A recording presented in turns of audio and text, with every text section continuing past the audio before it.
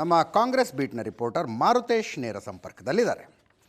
ಮಾರುತೇಶ್, ಸಾಧ್ಯತೆ 1, 2, 3, 4 ಅಂತ ಕೊಟ್ಟಿದ್ದೀರಿ ನೀವು. ಅದರಲ್ಲಿ ಸಿದ್ದರಾಮಯ್ಯನವರ ಒಪ್ಪಿಗೆ ಇಲ್ಲದೆ ಸಚಿವ ಸಂಪುಟಕ್ಕೆ ಬಂದಿರುವ ಮುಸ್ಲಿಂ ಸಚಿವರೊಬ್ಬರ ರಾಜೀನಾಮೆ ಪಡೆದು ಖನಿಜ ಫಾತಿಮಾ ಅವರಿಗೆ ಕೊಡೋದು ಅಂತ ಬರೆದಿದ್ದೀರಿ. ಆವಾಗ ಮಹಿಳಾ ಕೋಟಾನೂ ಆಯಿತು, ಉತ್ತರ ಕರ್ನಾಟಕದಲ್ಲಿ ಮುಸ್ಲಿಮರಿಗೆ ಸಿಕ್ಕಿಲ್ಲ ಅನ್ನುವ ಕೊರಗು ನೀಗದಂಗಾಗತ್ತೆ ಅಂತ. ಜಗತ್ತಿಗೆ ಗೊತ್ತಿದೆ ರೀ, ಸಿದ್ದರಾಮಯ್ಯನವರು ಒಪ್ಪಿಗೆ ಇಲ್ಲದೆ ಸಚಿವ ಸಂಪುಟದಲ್ಲಿ ಸೇರ್ಪಡೆಯಾಗಿರೋದು ಜಮೀರ್ ಅಹಮ್ಮದ್ ಅಂತ. ಈ ಜಮೀರ್ ಅಹಮ್ಮದ್ ರಾಜೀನಾಮೆ ಬಗ್ಗೆ ಯೋಚನೆ ಮಾಡ್ತಿದ್ದಾರೆ ಇವರು? ಅಲ್ಲ, ಆಪ್ಷನ್ಸ್ಗಳ ಬಗ್ಗೆ ಚರ್ಚೆಗಳು ನಡೀತಾ ಇದ್ದಾವೆ. ಆದರೆ ಅದು ಅಂತಿಮನ ಅನ್ನೋದ್ರ ಬಗ್ಗೆ ಹೈಕಮಾಂಡ್ ಕಾಲ್ ತೆಗೆದುಕೊಳ್ಬೇಕಾಗತ್ತೆ. ಅವರಲ್ಲದೆ ಇದ್ರು ರಿಜ್ವಾನ್ ಅರ್ಷದ್ ಹೆಸರು ಕೂಡ ಮುನ್ನೆಲೆಯಲ್ಲಿ ಇದೆ. ನಾವೇ ಚರ್ಚೆ ಮಾಡಿದ್ದೀವಿ, ರಿಜ್ವಾನ್ ಅರ್ಷದ್ ಕ್ಯಾಬಿನೆಟ್ಗೆ ಬರೋದಕ್ಕೆ ಸಿದ್ದರಾಮಯ್ಯನವರೇ ಕಾರಣ ಆದರು ಅಂತ. ಹೌದು, ರಿಜ್ವಾನ್ ಅರ್ಷದ್ ಅವರ ಹೆಸರು ಕೂಡ ಈಗ ಬದಲಾವಣೆಯ ಹೆಸರಿನಲ್ಲೂ ಕೇಳಿ ಬರ್ತಾ ಇದೆ. ಹಾಗಾಗಿ ರಿಜ್ವಾನ್ ದೆಹಲಿಗೂ ಕೂಡ ತೆರಳಿದ್ದಾರೆ. ಒಂದು ವೇಳೆ ನನ್ನ ಸ್ಥಾನಕ್ಕೆ ಏನಾದರೂ ಕುತ್ತು ಬಂದರೆ ಏನು ಪರಿಸ್ಥಿತಿ ಅಂತೇಳಿ. ಯಾಕಂದರೆ ಕೃಷ್ಣಪ್ಪ ಅವರ ವಿಚಾರದಲ್ಲಿ ಆ ಥರದ ಒಂದು ಗಂಭೀರವಾದಂತಹ ಚರ್ಚೆ ಮತ್ತು ಬೆಳವಣಿಗೆಗಳು ನಡೀತಾ ಇದೆ. ಆ ಕಾರಣಕ್ಕಾಗಿ ರಿಜ್ವಾನ್ ಅರ್ಷದ್ ಕೂಡ ದೆಹಲಿಗೆ ಹೋಗಿದ್ದಾರೆ. ಜಮೀರ್ ಅವರ ವಿಚಾರದಲ್ಲಿ ಅವರನ್ನು ಸೇರಿಸ್ಕೊಳ್ಬಾರ್ದು ಅಂತೇಳಿ ಪಟ್ಟು ಹಿಡಿದಿದ್ದು ಸಿದ್ದರಾಮಯ್ಯನವರು ಅನ್ನೋದು ಈಗೇನು ರಹಸ್ಯವಾಗಿ ಉಳಿದಿಲ್ಲ. ಅವರ ಪುತ್ರ ಯತೀಂದ್ರ ಕೂಡ ಭಾಳ ಸ್ಪಷ್ಟವಾಗಿ ಹೇಳಿದರು, ಜಮೀರ್ಗೇನು ನಮ್ಮ ತಂದೆಯವರು ಸಚಿವ ಸ್ಥಾನ ಕೇಳಿರಲಿಲ್ಲ ಅಂತ. ಅದರ ಹಿಂದೆ ಯಾಕೆ ಅನ್ನೋದ್ರ ಬಗ್ಗೆಯೂ ಹಲವು ವಿಶ್ಲೇಷಣೆಗಳನ್ನು ನಾವು ಈ ಹಿಂದೆಯೂ ಕೂಡ ಮಾಡಿದ್ದೀವಿ. ಹೀಗಾಗಿ ಜಮೀರ್ ಅವರ ರಾಜೀನಾಮೆಯನ್ನು ಪಡಿತಾರಾ? ನಿಶ್ಚಿತವಾಗಿಯೂ ಈಗಿನ ಬೆಳವಣಿಗೆಯನ್ನು ನೋಡಿದಾಗ, ಯಾಕೆಂದರೆ ಅವ್ರ ಹೆಸರೇ ಇಲ್ಲ, ಅವ್ರ ಹೆಸರು ಕ್ಯಾಬಿನೆಟ್ಗೆ ಬರೋದಿಲ್ಲ ಅನ್ನುವಂಥ ಪರಿಸ್ಥಿತಿಯಲ್ಲಿ KC ವೇಣುಗೋಪಾಲ್ ಅವರ ಬೆಂಬಲಕ್ಕೆ ನಿಂತರು, BK ಹರಿಪ್ರಸಾದ್, ಸತೀಶ್ ಜಾರಕಿಹೊಳಿ ಅವರ ಬೆಂಬಲಕ್ಕೆ ನಿಂತರು, ಸುರ್ಜೇವಾಲಾ ಅವರ ಎಗೇನೆಸ್ಟ್ ಇದ್ದರು.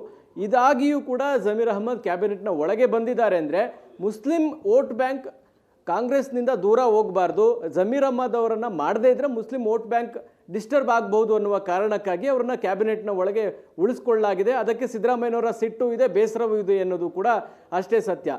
ಇನ್ನು ಬೇರೆ ಬೇರೆ ಆಯ್ಕೆಗಳು ಅಂತ ನೋಡಿದಾಗ ಮುನಿಯಪ್ಪ ಅವರ ಹೆಸರು ಕೂಡ ಇದೆ. ಆದರೆ ಮುನಿಯಪ್ಪ ಅವರು ಈಗಾಗಲೇ ಒಂದು ಸ್ಪಷ್ಟನೆಯನ್ನು ಕೂಡ ರಿಲೀಸ್ ಮಾಡಿದ್ದಾರೆ. ಯಾವುದೇ ಕಾರಣಕ್ಕೂ ಆ ಥರದ ಸುದ್ದಿ ಇಲ್ಲ, ಅದೆಲ್ಲವೂ ಊಹಾಪೋಹ. ಇನ್ನೊಂದು ಹಂತಕ್ಕೆ ಮುಂದೆ ಹೋಗಿ ಅವರು ಸ್ಪಷ್ಟನೆಯಲ್ಲಿ ಭಾಳ ಸ್ಪಷ್ಟವಾಗಿ ಹೇಳ್ತಿದ್ದಾರೆ, ನಾನು ಖಾತೆ ಬದಲಾವಣೆಯನ್ನು ಬಯಸಿ ರಾಹುಲ್ ಗಾಂಧಿಯವರು ಮುಂದೆ ಡಿಮಾಂಡ್ ಇಟ್ಟಿದ್ದೀನಿ, ಸಮಾಜ ಕಲ್ಯಾಣ ಖಾತೆ ಕೊಡಿ ಅಂತೇಳಿ ಕೇಳ್ಕೊಂಡಿದ್ದೀನಿ. ಸಮಾಜ ಕಲ್ಯಾಣ ಖಾತೆ ಸಿಗುವಂತಹ ಭರವಸೆ ಮತ್ತು ಸಕಾರಾತ್ಮಕ ಬೆಳವಣಿಗೆ ಕೂಡ ನಡೆದಿದೆ ಅಂತಲೂ ಕೂಡ ಅವರು ತಮ್ಮ ಸ್ಪಷ್ಟನೆಯಲ್ಲಿ ಹೇಳಿದ್ದಾರೆ. ದೆಹಲಿಯಲ್ಲಿ ಮುನಿಯಪ್ಪ ಅವರ ರಾಜೀನಾಮೆ ವಿಚಾರ ಬಂದಾಗ ಅದು ಜೋಕಾಗಿ ಹೇಳಿದ್ರು ಅಥವಾ ಅದನ್ನು ಅಷ್ಟು ಸೀರಿಯಸ್ ಅನ್ನುವ ಕಾರಣಕ್ಕಾಗಿ ಹೇಳಿದ್ರು ಹೈಕಮಾಂಡ್ ನಾಯಕರು. ದೆಹಲಿಯಲ್ಲಿ ಇದ್ದ ಹಾಗೆ ಜಂತರ್ ಮಂತರ್ ಇಲ್ಲ ಪ್ರತಿಭಟನೆ ಮಾಡೋದಕ್ಕೆ ಬೆಂಗಳೂರಿನಲ್ಲಿ. ಆ ರೀತಿ ಪ್ರತಿಭಟನೆ ಮಾಡಿ ಮುನಿಯಪ್ಪ ಅವರ ರಾಜೀನಾಮೆಯನ್ನು ಪಡೆಯೋದಕ್ಕೆ ಕರ್ನಾಟಕದಲ್ಲಾಗಲಿ ಬೆಂಗಳೂರಲ್ಲಾಗಲಿ ಜಂತರ್ ಮಂತರ್ ಇಲ್ಲ ಅನ್ನುವಂಥ ಮಾತನ್ನು ಹೈಕಮಾಂಡ್ ಒಬ್ಬರು ರಾಜ್ಯ ನಾಯಕರ ಬಳಿ ಹೇಳಿದಾರಂತೆ. ಅಂದರೆ ಮುನಿಯಪ್ಪ ಅವರ ರಾಜೀನಾಮೆಯನ್ನು ಪಡೆಯೋದು ಗೊತ್ತಿಲ್ಲ ಅವ್ರಿಗೆ. ಅದೇ ಮುನಿಯಪ್ಪ ಅವರ ರಾಜೀನಾಮೆ ಪಡೆಯೋದು ಜಂತರ್ ಮಂತರ್ನಲ್ಲಿ ಹೋರಾಟ ಮಾಡಿದಷ್ಟು ಕಠಿಣ ಅನ್ನುವ ರೀತಿಯಲ್ಲಿ ಹೈಕಮಾಂಡ್ ನಾಯಕರಿಗೆ ಮನವರಿಕೆಯಾಗಿದೆ. ಹಾಗಾಗಿ ಮುನಿಯಪ್ಪ ಅವರ ವಿಚಾರದಲ್ಲಿ ಸದ್ಯಕ್ಕೆ ಹೈಕಮಾಂಡ್ ರಿಸ್ಕ್ ತೆಗೆದುಕೊಳ್ಳುವಂತಹ ಸಾಧ್ಯತೆಗಳು ಕಡಿಮೆ ಇದೆ. ಅವರನ್ನು ಹೊರತುಪಡಿಸಿದರೆ ಈಗ ಚರ್ಚೆ ನಡೀತಾ ಇರೋದು ಒಂದು ರಿಜ್ವಾನ್ ಅರ್ಷದ್ ಅವ್ರದ್ದು, ಇನ್ನೊಂದು ಬಾಲಕೃಷ್ಣ ಅವ್ರದ್ದು, ಇನ್ನೊಂದು ಬಳ್ಳಾರಿಯಿಂದ ನಾಗೇಂದ್ರ ಅವ್ರದ್ದು. ಈ 3 ವಿಚಾರದಲ್ಲಿ ಏನಾದರೂ ತೀರ್ಮಾನಗಳಾಗುತ್ತಾ? ಇದೆಲ್ಲವೂ ಕೂಡ ಚರ್ಚೆ ಹಂತದಲ್ಲಿರೋದು ಸತ್ಯ. ಆದರೆ ಫೈನಲ್ ಕಾಲನ್ನು CM ಆಗಲಿ ಮಾಜಿ CM ಆಗಲಿ ಸುರ್ಜೇವಾಲಾ ಆಗಲಿ ನೇರವಾಗಿ ತೆಗೆದುಕೊಳ್ಳೋಕೆ ಸಾಧ್ಯ ಇಲ್ಲ. KC ವೇಣುಗೋಪಾಲ್, ಮಲ್ಲಿಕಾರ್ಜುನ ಖರ್ಗೆ ಅವರು ಈ ಕಾಲನ್ನು ತೆಗೆದುಕೊಳ್ಬೇಕು. ಹಾಗಾಗಿ DK ಶಿವಕುಮಾರ್ ಅವರು ಇವತ್ತು ರಾತ್ರಿ ಅಥವಾ ನಾಳೆ ಬೆಳಗ್ಗೆ ದೆಹಲಿಗೆ ತೆರಳ್ತಾ ಇದ್ದಾರೆ.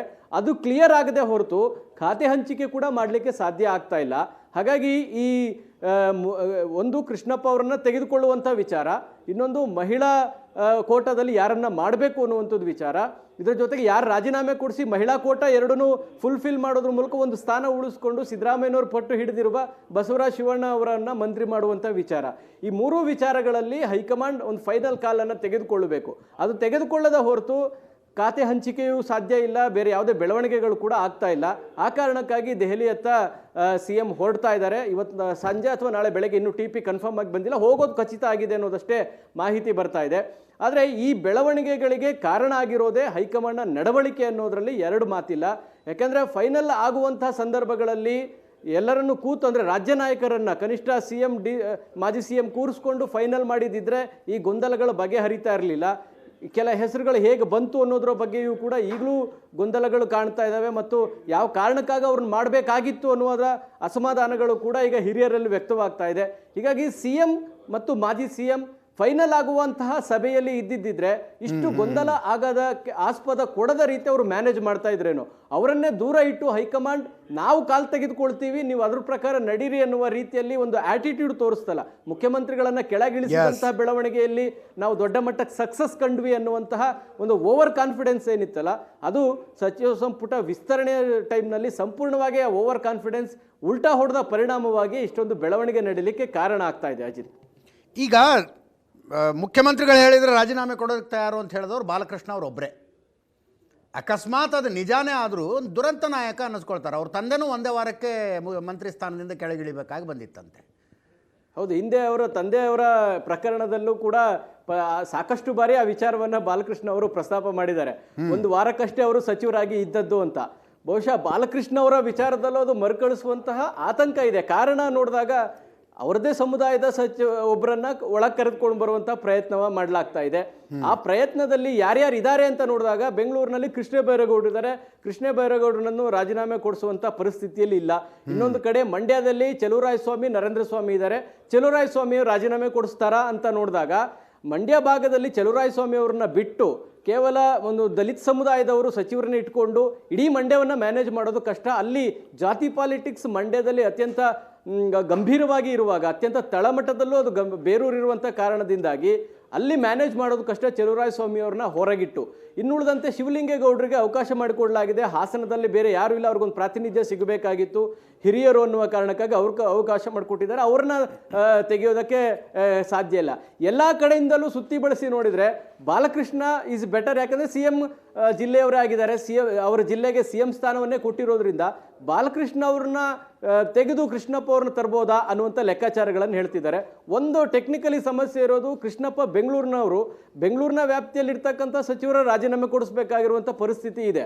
ಒಂದು ವೇಳೆ ಅದು ಆಗಲಿಲ್ಲ ಅಂದರೆ ಅನಿವಾರ್ಯವಾಗಿ ಬಾಲಕೃಷ್ಣ ಅವರ ರಾಜೀನಾಮೆಯನ್ನು ಪಡೆದು ಅಲ್ಲಿ ಕೃಷ್ಣಪ್ಪ ಅವರನ್ನು ಒಳಗೆ ತರಬೇಕಾದಂತಹ ಪ್ರಯತ್ನ ಇದೆ. ಈ ಕಾಲನ್ನು ಹೈಕಮಾಂಡೇ ತೆಗೆದುಕೊಳ್ಬೇಕು. ಯಾಕಂದರೆ ಹೈಕಮಾಂಡ್ ಇಷ್ಟು ಗಂಭೀರವಾಗಿ ನಾವು ಏನೋ ಕ್ಯಾಬಿನೆಟ್ ವಿಸ್ತರಣೆಯನ್ನು ನಾವು ಮಾಡಿದ್ದೀವಿ, ನೀವು ನಡ್ಕೊಂಡು ಹೋಗಿ ಅನ್ನುವ ರೀತಿಯ ಆಟಿಟ್ಯೂಡ್ ತೋರಿಸುವಾಗ ಈ ರೀತಿ ಹೈಕಮಾಂಡ್ ಒತ್ತಡಗಳಿಗೆ ಮಾಡಿದರೆ ನಿಶ್ಚಿತವಾಗಿ ಒಂದು ಮೆಸೇಜ್ ಪಾಸ್ ಆಗುತ್ತೆ. ನಾಳೆ ಇದನ್ನೇ ಬೇರೆಯವರು ಫಾಲೋ ಮಾಡಿದರೆ ಏನು ಕತೆ ಅನ್ನುವಂತಹ ಆತಂಕ ಕೂಡ ಇದೆ. ನಾಳೆ ಎಲ್ಲರೂ ಪಟ್ಟು ಹಿಡಿದು ಇಲ್ಲ ನಾವು ರಾಜೀನಾಮೆ ಕೊಟ್ಟು ಹೋಗ್ತೀವಿ, ನಮಗೆ ಅವಕಾಶ ಮಾಡಿಕೊಡಿ, ಈ ರೀತಿ ಬದಲಾಯಿಸಿ ಅನ್ನುವಂತಹ ಕೂಗು ಇದ್ರೆ ಇನ್ನೂ 108 ಸಮಸ್ಯೆಗಳಿಗೆ ಅದು ಕಾರಣ ಆಗ್ಬೋದು ಅನ್ನುವಂತಹ ಆತಂಕ ಕೂಡ ಇದೆ. ಹೈಕಮಾಂಡ್ ಆ ಕಾಲನ ತೆಗೆದುಕೊಳ್ತಾರಾ ಇಲ್ವಾ ಅನ್ನೋದ್ರ ಬಗ್ಗೆ ಎಲ್ಲರ ಕುತೂಹಲ ಅಂತೂ ನಿಶ್ಚಿತವಾಗಿಯೂ ಇದೆ. ಸಿ ಎಂ ಆಗಲಿ ಮಾಜಿ ಸಿ ಎಂ ಆಗಲಿ ಈ ಕಾಲನ ತೆಗೆದುಕೊಳ್ಳೋದಕ್ಕೆ ಸಾಧ್ಯ ಇಲ್ಲ. ಕೆ.ಸಿ. ವೇಣುಗೋಪಾಲ್, ಮಲ್ಲಿಕಾರ್ಜುನ ಖರ್ಗೆ ಅವರು ಈ ಕಾಲ ತೆಗೆದುಕೊಳ್ಬೇಕಾಗತ್ತೆ. ಅಜಿತ್, ಎಸ್ ಪ್ರಶಾಂತ, ದಿಲ್ಲಿಲಿ ಏನು ಚರ್ಚೆ ಆಗ್ಬೋದು? ಮುಖ್ಯಮಂತ್ರಿಗಳು ಹೋಗ್ತಿದ್ದಾರಂತೆ ಇವತ್ತು ರಾತ್ರಿ ಅಥವಾ ನಾಳೆ. ಅದೇ ನೋಡಿ, ನಿಶ್ಚಿತವಾಗಿ ಒಂದು ಸ್ಥಾನವನ್ನು ಯಾರಿಗೆ ಕೊಡಬೇಕು, ಅದರ ಫಾರ್ಮುಲಾ ಏನು ಅಂತಕ್ಕಂಥದ್ದು ಈಗೇನು ಬೆಂಗಳೂರಲ್ಲಿ ಚರ್ಚೆ ಆಗಿದೆ, ಅದನ್ನು ಹೈಕಮಾಂಡ್ ಮುಂದೆ ಇಟ್ಟಾಗ ಒಂದು ಅಂತಿಮ ತೀರ್ಮಾನವನ್ನು ತೆಗೆದುಕೊಳ್ಬೇಕಾಗತ್ತೆ. And it is not very easy. ನೀವೀಗ ಕೃಷ್ಣಪ್ಪನವರ ಮಾತಿನ ಟೋನನ್ನು ಕೇಳಿದರೆ ಅವ್ರು ಭಾಳ ಫರ್ಮ್ ಆಗಿ ಕೇಳ್ತಿದ್ದಾರೆ. ಹೌದು ಹೌದು. ಆಮೇಲೆ ಅವರು ಒಂದು ಭಾಳ ಇಂಟ್ರೆಸ್ಟಿಂಗ್ ವಿಷಯವನ್ನು ಕೇಳಿದ್ರು. ಅವರು ನೀವೀಗ ಎಲ್ಲ ಇಲಾಖೆಯನ್ನು ಮಂತ್ರಿ ಮಾಡಿದಿರಲ್ವಾ, ಅದರ ಕ್ರೈಟೀರಿಯಾ ಹೇಳಿ, ಆ ಕ್ರೈಟೀರಿಯಾದಿಂದ ನಾನು ಹೆಂಗೆ ಹೊರಗುಳಿತೀನಿ ಅನ್ನೋದನ್ನ ನಾನು ಕನ್ವಿನ್ಸ್ ಮಾಡಿ ಅಂತ ಕೇಳ್ತೀನಿ. ಹೌದು ಹೌದು. ಅದು ಹೆಂಗೆ ಕನ್ವಿನ್ಸ್ ಮಾಡೋಕ್ಕಾಗತ್ತೆ ಇವರು? ಯಾಕಂದ್ರೆ ಅದಕ್ಕೆ ಕ್ರೈಟೇರಿಯಾನೇ ಇರಲಿಲ್ಲ. ಅದರಲ್ಲಿ ಬಣ ಕ್ರೈಟೇರಿಯಾ ಇದೆ, ಜಾತಿ ಕ್ರೈಟೇರಿಯಾ ಇದೆ, ಪ್ರಾದೇಶಿಕ ಸಮತೋಲನ ಕ್ರೈಟೇರಿಯಾ ಇದೆ, ಅಚ್ಚರಿಯ ಹೆಸರುಗಳು ಇವೆ. ಒಂದದು. ಎರಡನೇದು, ಈಗ ಮಾರುತೇಶ್ ಹೇಳ್ತಾ ಇದ್ರು, ಹೈಪೋಥೆಟಿಕಲಿ ಸಿದ್ದರಾಮಯ್ಯನವರು ಬಣ ಹೇಳ್ತಾ ಇದೆ, ನಾವೇನು ಹೇಳಿರಲಿಲ್ಲ ಜಮೀರ್ ಅಹ್ಮದ್ ಖಾನ್ ತೆಗೀರಿ ಅಂತ. That is more dangerous for Congress. ಹೌದು. ಜಮೀರ್ ಅಹ್ಮದ್ ಖಾನ್ರನ್ನ ಮಾಡದೆ ದೂರ ಇಟ್ಟಿದ್ರೆ ಮಾತು ಬೇರೆ, ಮಾಡಿ ತೆಗಿತೀನಿ ಅಂತ ಹೇಳಿದರೆ ನೀವು ಅವರಿಗೆ ಒಂದು ವೇದಿಕೆಯನ್ನು ಸೃಷ್ಟಿ ಮಾಡಿಕೊಡ್ತಿದ್ರಿ ಮುಂದಿನ ದಾರಿ ನೋಡ್ಕೊಳ್ಳೋಕ್ಕೆ. ಹೆಂಗೆ ತೆಗಿತೀರಿ ನೀವು ಅವರನ್ನು? ಈಗ ರಿಜ್ವಾನ್ ಅರ್ಷದ್ ಮತ್ತು ಬಾಲಕೃಷ್ಣ, ನೀವೆಲ್ಲ ಕ್ರೈಟೇರಿಯಾದಲ್ಲಿ ಫಸ್ಟ್ ಟೈಮ್ ಅವರನ್ನು ಮಂತ್ರಿ ಮಾಡ್ತಿದ್ದೀರಿ. ಬಾಲಕೃಷ್ಣ 99ರಲ್ಲಿ ಶಾಸಕರಾಗಿದ್ದರು, ಈಗ ಮೊದಲ ಬಾರಿ ಅವರು ಮಂತ್ರಿ ಆಗ್ತಿದ್ದಾರೆ. ಅವರನ್ನು 4 ದಿನ ಇನ್ನೂ ಖಾತೆನೂ ಹಂಚಿಕೆ ಮಾಡದೆ ನೀವು ಮಾಜಿ ಮಂತ್ರಿ ಮಾಡೋಕ್ಕಾಗತ್ತಾ? ರಿಜ್ವಾನ್ ಅರ್ಷದ್ರನ್ನು ಹಂಗೆ ಮಾಜಿ ಮಂತ್ರಿ ಮಾಡೋಕ್ಕಾಗತ್ತಾ? Only option is Muniyappa, because ಅವ್ರ ಮಗಳಿದ್ದಾರೆ ಅನ್ನೋ ಕಾರಣ, ಅವ್ರ ಮಗಳನ್ನು ಮಂತ್ರಿ ಮಾಡ್ಬೋದು ಅನ್ನೋ ಕಾರಣಕ್ಕೋಸ್ಕರ ಓನ್ಲಿ ಆಪ್ಷನ್ ಇಸ್ ದ್ಯಾಟ್. ಅವರ ಮಗಳನ್ನು ಮಂತ್ರಿ ಮಾಡ್ಬೋದು. ಇನ್ನೊಂದು ಉಳಿದಿರ್ತಕ್ಕಂಥ ಖಾತೆಯನ್ನು ಬಸವರಾಜ್ ಶಿವಣ್ಣವ್ರು ಕೊಟ್ಟರೆ ಸಿದ್ದರಾಮಯ್ಯನವ್ರು ಸ್ವಲ್ಪ ಶಾಂತ ಆಗ್ತಾರೆ. ಅದು ಡೂಯೇಬಲ್ ಅನ್ಸುತ್ತೆ ನನಗೆ. ಓಕೆ. ಈಗ ಮುನಿಯಪ್ಪನವರು ಒಪ್ತಿರ್ಲಿಕ್ಕಿಲ್ಲ, ಬಟ್ ಹೈಕಮಾಂಡ್ ಏನಾದರೂ ಕರೆದು ಮಾತನಾಡಿ ಇಲ್ಲ ಕೊಡಲೇಬೇಕು ಅನ್ನುವ ಪಟ್ಟನ್ನು ಹಾಕಿದರೆ ಮಗಳಿಗೆ ಕೊಟ್ಟಾಗ ಅವರು ಅಂದರೆ ಅದರಲ್ಲಿ ಸ್ವಲ್ಪ ಡ್ಯಾಮೇಜ್ ಕೂಡ ಕಡಿಮೆ. ಹೌದು ಹೌದು ರೈಟ್. ನಿಮ್ಗೆ ಕೊಟ್ಟಿಲ್ಲ ಬಟ್ ನಿಮ್ಮ ಮಗಳಿಗೆ ಕೊಡ್ತಾ ಇದ್ದೀವಿ ಅನ್ನೋದು ಸ್ವಲ್ಪ ಡ್ಯಾಮೇಜ್ ಕಡಿಮೆ ಆಗುತ್ತೆ. ಓನ್ಲಿ ಡೂಯಬಲ್ ಆಪ್ಷನ್ ಅನ್ನಿಸ್ತಾ ಇರೋದು ಅದು. ಆದರೆ ಕೃಷ್ಣಪ್ಪನವ್ರನ್ನ ಹೆಂಗೆ ಮಂತ್ರಿಮಂಡಲದಲ್ಲಿ ಅಕಾಮಿಡೇಟ್ ಮಾಡಲಾಗತ್ತೆ, ಇಟ್ ಈಸ್ ವೆರಿ ಡಿಫಿಕಲ್ಟ್ ಇದೆ. ಬೆಂಗಳೂರಲ್ಲಿ ಈಗ ರಿಜ್ವಾನ್ ಅರ್ಷದ್ರಿಗೂ ಕೊಟ್ಟುಬಿಟ್ಟಿರೋದ್ರಿಂದ ರಾಮಲಿಂಗಾರೆಡ್ಡಿ, ರಿಜ್ವಾನ್ ಅರ್ಷದ್, ಕೃಷ್ಣ ಬೈರೇಗೌಡ ಇವ್ರಿಗೆಲ್ಲ ಕೊಟ್ಟಿರೋದ್ರಿಂದ, ಜಮೀರ್ ಅಹ್ಮದ್ ಖಾನ್ರಿಗೂ ಕೊಟ್ಟಿರೋದ್ರಿಂದ ನೀವು ಅವರನ್ನು ಬದಲಿಸಿ ಇನ್ನೊಬ್ರಿಗೆ ಕೊಡೋದು ಕಷ್ಟ ಇದೆ ಅಂತ ನನಗನ್ಸುತ್ತೆ. ಓನ್ಲಿ ಡೂಯಬಲ್ ಥಿಂಗ್ ಈಸ್ ಮುನಿಯಪ್ಪನವರು ಸದ್ಯಕ್ಕಂತೂ ಅವ್ರು ಒಪ್ಕೊಳ್ತಿಲ್ಲ. ಆಗ ಒಂದು ಮಹಿಳಾ ಖಾತೆಯನ್ನು ಶಿವಣ್ಣವ್ರಿಗೆ ಕೊಟ್ಟು ಮಾಡಬಹುದು. ಆಗ ಅದು ಲೆಸ್ ಡ್ಯಾಮೇಜ್ಡ್ ಎಕ್ಸಸೈಸ್ ಆಗ್ಬೋದು ಅನಿಸುತ್ತೆ. ಇದನ್ನೆಲ್ಲ ಡಿ ಕೆ ಶಿವಕುಮಾರ್ ಅವರು ನಿಶ್ಚಿತವಾಗಿ ದಿಲ್ಲಿಯಲ್ಲಿ ಚರ್ಚೆ ಮಾಡ್ತಾರೆ. ಬಟ್ ನಾನು ಆಗಲೇ ಹೇಳಿದಂತೆ ಅಜಿತ್, ನೀವು ಇಷ್ಟೆಲ್ಲ ಘಟಾನುಘಟಿ ನಾಯಕರಿದ್ದಾಗ ಇಷ್ಟೆಲ್ಲ ಚರ್ಚೆ ಮಾಡಿದ್ರಿ, ಇಷ್ಟು ಹೊತ್ತು ಅಪ್ಲಿಕೇಶನ್ ಆಫ್ ಮೈಂಡ್ ಮಾಡಿದ ನಂತರವೂ ಕೂಡ ನಿಮಗೊಂದು ಸಾಲಿಡ್ ಮಂತ್ರಿಮಂಡಲವನ್ನು ಕಡಿಮೆ ಕೂಗಿನಲ್ಲಿ ಮಾಡಲಿಕ್ಕೆ ಯಾಕೆ ಸಾಧ್ಯ ಆಗಿಲ್ಲ ಅನ್ನುವ ಪ್ರಶ್ನೆ ನಿಶ್ಚಿತವಾಗಿ ಹೇಳುತ್ತೆ. ಐ ಅಂಡರ್ಸ್ಟ್ಯಾಂಡ್ ಮಂತ್ರಿಮಂಡಲ ರಚನೆ ಅನ್ನೋದು ಯಾವಾಗಲೂ ಕೂಡ ಗದ್ದಲ ಗಲಾಟೆ ಆಗುತ್ತೆ ಅನ್ನೋದು.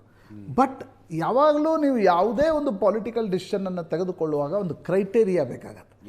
ಆ ಕ್ರೈಟೇರಿಯಾ ಇದರಲ್ಲಿ ಫಿಕ್ಸ್ ಆಗಲಿಲ್ಲ. ಜಮೀರ್ ಅಹ್ಮದ್ ಖಾನ್ ರೀ, ನಾನೊಂದು ಪ್ರಶ್ನೆ ಕೇಳ್ತೀನಿ. ಜಮೀರ್ ಅಹ್ಮದ್ ಖಾನ್ರ ಆಡಿಯೋ ಯಾಕೆ ಹೊರಗೆ ಬಿಟ್ರಿ? ಹಂಗಿದ್ದಾಗ ನೀವು ಅವರನ್ನು ಮಂತ್ರಿ ಮಾಡಬಾರ್ದು ಅನ್ನುವ ತೀರ್ಮಾನ ತೆಗೆದುಕೊಂಡಿದ್ರಿ, ಹೈಕಮಾಂಡ್ಗೆ ಅವ್ರ ಬಗ್ಗೆ ದೂರು ನೀಡಿದ್ರಿ, ಮತ್ತು ಆಡಿಯೋ ಯಾಕೆ ಹೊರಗಡೆ ಬಿಟ್ರಿ? ಆಡಿಯೋ ಹೊರಗಡೆ ಬಿಡೋಕ್ಕಿಂತ ಫಸ್ಟ್ ರೌಂಡಲ್ಲೇ ಅವರನ್ನು ತೆಗೆದುಕೊಳ್ಬೋದಿತ್ತು ನೀವು ಸಂಪುಟದಲ್ಲಿ. ಕರೆಕ್ಟ್. ನೀವು ಅದು ಹೆಂಗಂದರೆ ಅವ್ರನ್ನ ಡ್ಯಾಮೇಜ್ ಮಾಡೋದು, ಆಮೇಲೆ ಅವ್ರನ್ನ ಕರೆಸೋದು. ಈಗ ನೀವು ಅಲ್ಲಿ ಅದಾದ ಮೇಲೆ ಅವರ ಮೇಲೆ ಒಂದು ಲಗಾಮ್ ಇರಲಿ ಅನ್ನೋ ಉದ್ದೇಶಕ್ಕೆ ಏನೋ ಮಾಡ್ದಂಗೆ ಅನ್ನಿಸ್ತಾ ಇದೆ. ಕರೆಕ್ಟ್ ಅಜಿತ್, ಬಟ್ ಯಾರು ಹೋದ್ರೆ ಜಮೀರ್ ಅಹ್ಮದ್ ಖಾನ್ ಹಿಂಗೆ ಸರೆಂಡರ್ ಆಗ್ತಿರಲಿಲ್ಲ. ಅದು ಯಾರಿಗೆ ಹರ್ಟ್ ಮಾಡುತ್ತೆ ಜಾಸ್ತಿ? ಕರೆಕ್ಟ್. ಅದು ಯಾರಿಗೆ ಹರ್ಟ್ ಮಾಡುತ್ತೆ ಜಾಸ್ತಿ? ನನಗನ್ಸುತ್ತೆ ನೀವು ಅದೀಗ ಮಂಕಾಳ ವೈದ್ಯರ ಹೆಸರನ್ನು ಯಾಕೆ ಹಾಕಿದ್ರಿ? ಶಾಮನೂರು ಮಲ್ಲಿಕಾರ್ಜುನ್ ಅಲ್ರಿ, ಪುಣಾ ಬೆಂಗಳೂರು ಹೈವೇ ಮೇಲೆ ಹೊರಟಾಗ ನಿಮ್ಗೆ ದಾವಣಗೆರೆಯಲ್ಲಿ ಮಂತ್ರಿ ಇಲ್ಲ ಅನ್ನೋದು ಅರ್ಥ ಆಗಲಿಲ್ವಾ? ಶಾಮನೂರು ಫ್ಯಾಮಿಲಿ ನಿಮ್ಮ ಜೊತೆ ಇಷ್ಟು ವರ್ಷಗಳ ಕಾಲ ನಿಂತಿದೆ. ಹೌದು. ಅದು ಹೆಂಗೆ ನೀವು ಹೆಸರನ್ನು ದೂರ ಇಟ್ರಿ? ಆಮೇಲೆ ಎಲ್ಲ ಮಂತ್ರಿಮಂಡಲ ರಚನೆ ಮಾಡುವಾಗ ಅಜಿತ್, ಲೀಡರ್ಸು ಮಹಿಳೆಯರು ಯಾರು ಮಂತ್ರಿ ಮಾಡೋದಪ್ಪ ಫಸ್ಟ್ ರೌಂಡಲ್ಲೇ ಮಾಡಬೇಕಿತ್ತು. ನಾನು ಸ್ಟಾರ್ಮಿಂಗ್ ಆಗಬೇಕಲ್ಲ ಅದು.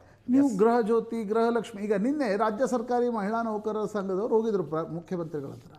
ಅವ್ರು ಮುಖ್ಯಮಂತ್ರಿಗಳು ಮಹಿಳೆಯರಿಗೆ ನಾವು ಏನೇನು ಮಾಡಿದ್ದೀವಿ ಅಂತ ಹೇಳ್ತಿದ್ದಾರೆ. ಜೊತೆಗೊಂದು ಮಂತ್ರಿನೂ ಮಾಡಬೇಕಲ್ಲ. ಆ ಅಪ್ಲಿಕೇಶನ್ ಆಫ್ ಮೈಂಡ್ ಯಾಕೆ ನಡೀಲಿಲ್ಲ? ದಟ್ ಈಸ್ ವೆರಿ, ನಿಮಗೆ ಜಾತಿಗತವಾಗಿರ್ತಕ್ಕಂಥ ಪ್ರಾತಿನಿಧ್ಯ ಎಲ್ಲ ನೆನಪಿತ್ತು, ಮಹಿಳೆಯರಿಗೂ ಎಲ್ಲಿ ಕೊಡಬೇಕು ಅನ್ನೋದು ನೆನಪಿರಬೇಕಿತ್ತು. ಮತ್ತು ಅಜಿತ್, ಯಾವಾಗಲೂ ಪೊಲಿಟಿಕಲ್ ಡಿಸಿಷನ್ಸಲ್ಲಿ ನಾನು ಹೇಳ್ತೀನಿ ನೋಡಿ, ಬಿ ಜೆ ಪಿಯವರು ಇದೇ ತಪ್ಪು ಮಾಡಿದರು. ಬಿ ಜೆ ಪಿಯವರು ಜಗದೀಶ್ ಶೆಟ್ಟರ್ಗೆ ಈಶ್ವರಪ್ಪಗೆ ಟಿಕೆಟ್ ಕೊಡಲಿಲ್ಲ. ಹೌದು ಅಲ್ವಾ? ನಂತರ ಜಗದೀಶ್ ಶೆಟ್ಟರನ್ನು ಕರ್ಕೊಂಡು ಬಂದು MP ಮಾಡಿದರು, ಈಶ್ವರಪ್ಪನವ್ರನ್ನ ಪಾರ್ಟಿಯಿಂದ ಹೊರಗೆ ಹಾಕಿದರು. ಏನು ಕ್ರೈಟೇರಿಯಾ ಇತ್ತದರಲ್ಲಿ? ಇಲ್ಲ, ನಾನು ಮೊನ್ನೆ ಯಾರ್ದ ಹತ್ರ ಮಾತಾಡ್ತಿದ್ದೆ. ಏನು ಕ್ರೈಟೀರಿಯಾ ಅಂದರೆ ಈಶ್ವರಪ್ಪನವರು ಬಂಡಾಯ ಎದ್ದಿದ್ದು ಮೋದಿ ಎಲೆಕ್ಷನ್ಗೆ ಅಂತ. ಅಜಿತ್, ಅಲ್ಲ, ಒಪ್ಕೊಳ್ಳೋದು ಬಿಡೋದು ಬೇರೆ. ಈಗ ಜಗದೀಶ್ ಶೆಟ್ಟರ್ಗೆ ಟಿಕೆಟ್ ಕೊಡದೇ ಇದ್ರೆ ಅವ್ರು ನಿಮ್ಮ ಪಾರ್ಟಿ ಒಳಗಡೆ ಬರ್ತಿದ್ರಾ? ಇಲ್ಲ. ಬೆಳಗಾವಿಗೆ ಟಿಕೆಟ್ ಕೊಡದೆ ಹೋಗಿದ್ರೆ ಅವ್ರು ಯಾಕೆ ಬರ್ತಿದ್ರು? ಹೆಂಗೆ? ಇಲ್ಲಿ ಅನಂತಕುಮಾರ್ ಮನೆಯವ್ರಿಗೆ ಟಿಕೆಟ್ ಕೊಡಲಿಲ್ಲ, DNA ಅಂತ ಹೇಳಿದರು. ಅಲ್ಲಿ ಅವಿನಾಶ್ ಜಾಧವ್ ಕರೆದು ಟಿಕೆಟ್ ಕೊಟ್ಟರು. ನಾನು ಹೇಳೋದು, ಯಾರು ಕೊಡಬೇಕು ಕೊಡಬಾರ್ದು ಅನ್ನೋದು ಯಾವಾಗಲೂ ಒಂದು political decision Ajit. Public at ಲಾರ್ಜ್ಗೆ convince ಆಗೋ ಹಂಗಿರ್ಬೇಕು. ಪಬ್ಲಿಕ್ ಎಟ್ ಲಾರ್ಜ್ಗೆ ಕನ್ವಿನ್ಸ್ ಆಗಬೇಕು ಅದು ನಿರ್ಣಯ. ನೀವು ಪಬ್ಲಿಕ್ ಎಟ್ ಲಾರ್ಜ್ಗೆ ಕನ್ವಿನ್ಸ್ ಆಗದೆ ನಿಮಗೆ ನೀವೇ ಕನ್ವಿನ್ಸ್ ಆದರೆ ಈ ರೀತಿಯ ಬಂಡಾಯಗಳು, ಈ ರೀತಿಯ ತಳಮಳಗಳು ಶುರು ಆಗ್ತವೆ. ಯಾವತ್ತು ಪೊಲಿಟಿಕಲ್ ಡಿಸಿಷನ್ ಇರ್ಬೋದು, ನಾವು ಜರ್ನಲಿಸ್ಟ್ಗಳು ಮಾತನಾಡೋದು ಎಲ್ಲವೂ ಕೂಡ ಪಬ್ಲಿಕ್ ಎಟ್ ಲಾರ್ಜ್ಗೆ ಅದು ತಲುಪಬೇಕಲ್ಲ. ನಮಗೆ ಬಿಡಿ, ನಾವು ಅಪ್ರಿಯ ಸತ್ಯಗಳನ್ನು ಹೇಳ್ಬೋದು, ರಾಜಕಾರಣಿಗಳು ಹಂಗೆ ಹೇಳೋಕ್ಕಾಗತ್ತಾ? ಹೌದು. ನನಗನ್ಸುತ್ತೆ ಎಲ್ಲೋ ಒಂದು ಕಡೆ ಅಪ್ಲಿಕೇಶನ್ ಆಫ್ ಮೈಂಡ್, ಕೋಆರ್ಡಿನೇಷನ್, ಕಮ್ಯುನಿಕೇಷನ್ನ ಕೊರತೆ ಮೊದಲ ಹಂತದಲ್ಲೇ ಸ್ಪಷ್ಟವಾಗಿ ಕಾಣ್ತಿದೆ.